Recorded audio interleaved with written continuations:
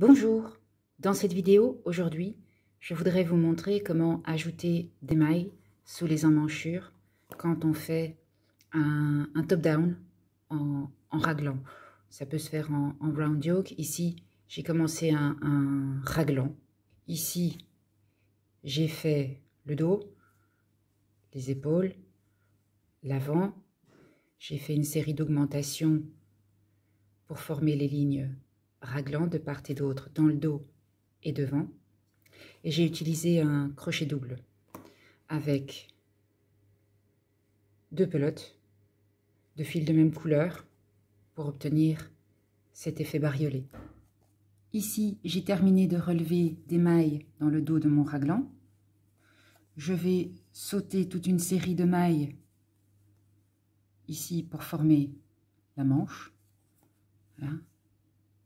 Ça, c'est ce qui est destiné à couvrir l'épaule. Et dans le prolongement, on formera une manche. Et puis ici, j'ai le devant de mon raglan. La plupart du temps, j'aime bien rajouter des mailles sous l'emmanchure. Je pourrais faire une petite chaînette avec un fil et puis relever des boucles dans chacune des mailles en l'air de la chaînette pour créer ce pont entre la ligne raglan du dos et la ligne raglan de l'avant. Dans cette vidéo, je vous montre comment faire ce que j'appellerais un montage en nœud coulant. Je pense qu'en anglais, ils appellent ça un slip knot cast on. En quoi ça consiste? Ici, pour relever ma première boucle, je vais commencer par faire une boucle avec mon pouce. Je passe mon crochet dans la boucle. Ensuite, avec le nœud, le fil que je tiens dans ma main ici, je le passe par-dessus le crochet. Et puis, je repasse le crochet dans la boucle. Et ensuite, je place mon pouce et mon index ici et je tire sur le fil. Voilà. J'ai rajouté une boucle en formant un nœud coulant. Donc, je recommence. Je prends mon fil ici entre mes 4 doigts et avec mon pouce, je forme une boucle. Mon crochet passe dans cette boucle.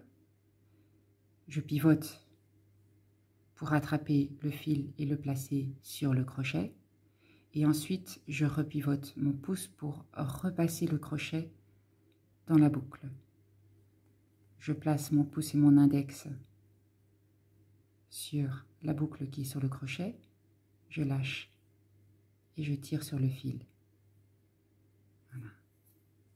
Alors, c'est un petit peu difficile d'avoir une bonne tension. Moi, je ne serre pas trop. Je recommence, je fais une boucle, je pique mon crochet dans la boucle, je pivote et je passe mon fil, et puis je repasse le crochet dans la boucle. Alors si je ne tiens pas ma boucle ici sur le crochet, et que je tire tout simplement comme ça, je vais obtenir un truc horrible. En fait, la boucle que j'ai relevée, elle est juste ici, donc je vais devoir tirer un petit peu sur le fil, chaque fois bloquer ce fil-là, et arriver à serrer. Donc, je fais des nœuds coulants en réalité. Ici, j'en ai fait 4. 1, 2, 3. Ah non, j'en ai fait 3, pardon. 1, 2, 3. Hop. Je fais une boucle. Je passe mon fil. Et puis, je tire. Voilà. Je fais une boucle. Je passe mon fil. Je reviens dans la boucle. Et puis, je tire. Voilà. Alors, j'en ai 1, 2, 3, 4, 5. J'en ai 5. Je vais encore faire un. Ça. Ça, si. J'en ai fait 6. Maintenant, je vais sauter toutes les mailles qui forment la manche. Et je vais insérer mon crochet. Je vais monter une boucle directement dans la ligne raglan qui suit. Bon, ça peut être ailleurs, hein, peu importe le patron. Bon, ici, dans ce cas-ci, je dois reprendre mon ouvrage ici. Et puis, je continue à faire des points simples, tout à fait classiques. Je vais en faire quelques-uns. Maintenant, comme je travaille avec un crochet double, ça marche aussi avec un crochet simple, hein. Mais ici, je vais devoir retourner mon crochet. Hop, la pelote de laine, elle est ici. Et puis, ben, je vais couler les mailles par deux. Voilà.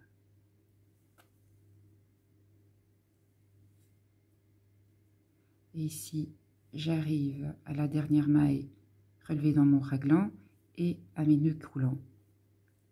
Alors, si j'ai serré trop fort, ça va être très difficile de passer mon crochet dans les nœuds coulants. Et ici, j'ai quand même fait attention de garder une certaine tension.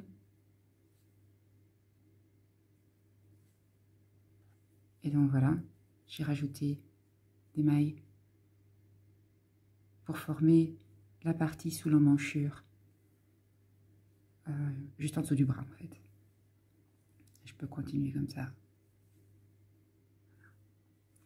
Je retourne mon ouvrage, la partie endroit est face à moi et je vais continuer à relever des mailles pour former l'avant de l'ouvrage. Donc voici comment on obtient ceci.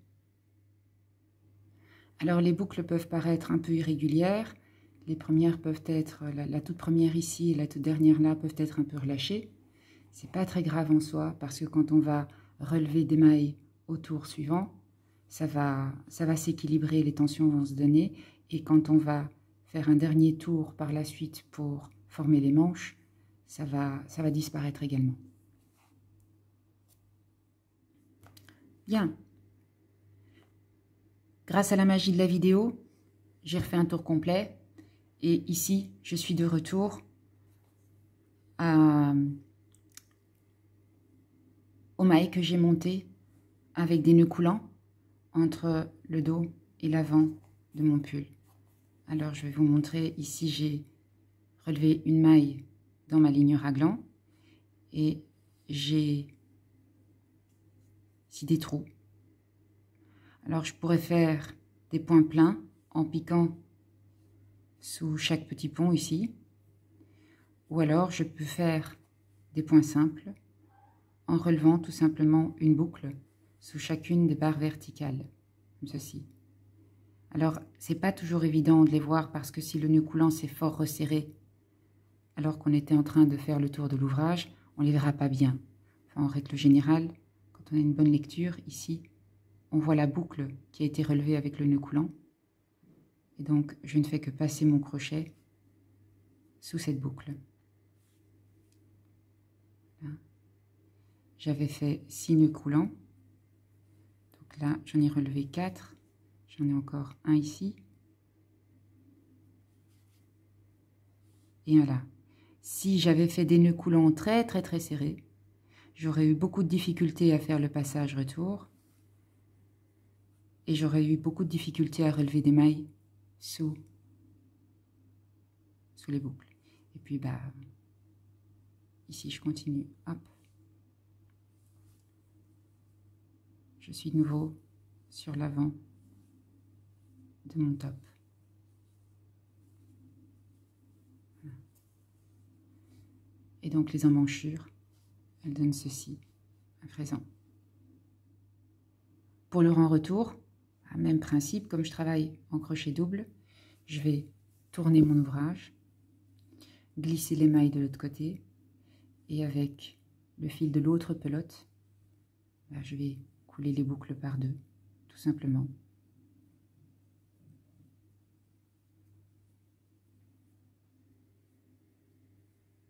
Voilà.